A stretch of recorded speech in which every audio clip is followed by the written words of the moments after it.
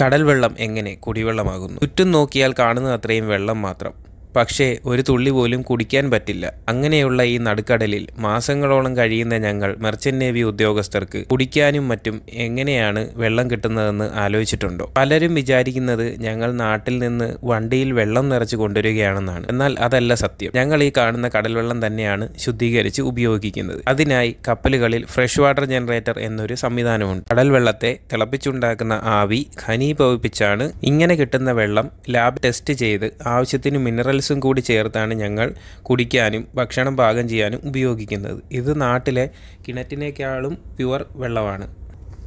ഈ ഉൽപ്പാദിപ്പിച്ച വെള്ളം പിന്നീട് സ്റ്റോറേജ് ടാങ്കുകളിലേക്കും അവിടുന്ന് RO പ്ലാന്റിലേക്കും പോകുന്നു.